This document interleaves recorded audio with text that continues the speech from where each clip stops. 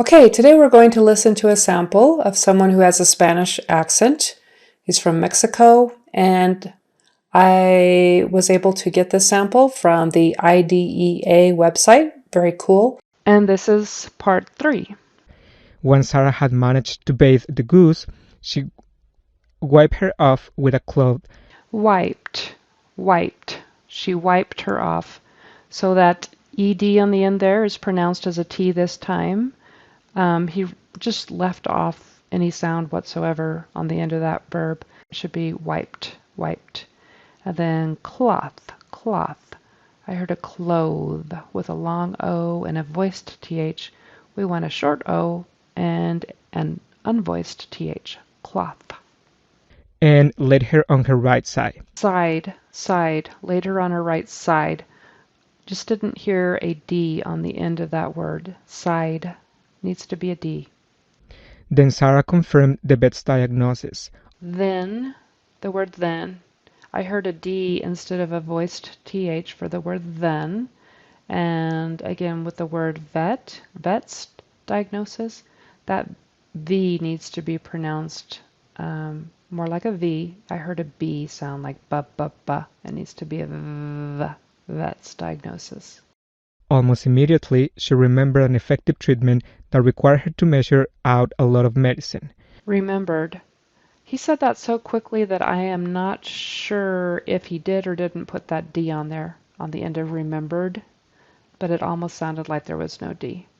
Sarah warned that this course of treatment might be expensive, either 5 or 6 times the cost of a penicillin. Either, there should be a voiced TH in the middle of either. And then 5 or 6 times, there needs to be a Z for that plural noun, times. And penicillin. That's the first time I've really heard much of a syllable stress problem with his speech. But that's a tricky one. Penicillin. Syllable stress is on the next to the last syllable. I can't imagine paying so much. Imagine. I can't imagine paying so much.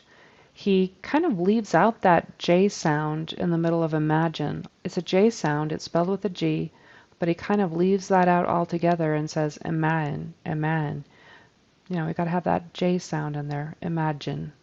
But Mrs. Harrison, a millionaire lawyer, thought it was a fair price for a cure. Okay, and that's it for the comma gets a cure sample. And like I said before, his prosody is great. He does that really well. He speaks with an American intonation. His rhythm is good. And now we're going to hear a very short sample of him describing his upbringing. So, I grew up in Mexico City, which is one of the biggest cities in the world, and I have to say I did love it. It's a really amazing city with a bunch of things to do. There are plenty of museums. There are plenty of places to go to eat food. There are plenty of places to go to dance. I had I would say, a very nice childhood. Very. Again, he says a B instead of a V. Um, I grew up in a small apartment with my mom, my dad, and my 2 brothers. Brothers. Should have a voiced TH in the middle there. He says a D instead of a voiced TH. But it was always very cozy. I lived in Mexico until I was 26, and all my family and my friends are there, and I did love growing up in Mexico City. Okay, and that's it for this segment on how to reduce a Spanish accent from Mexico.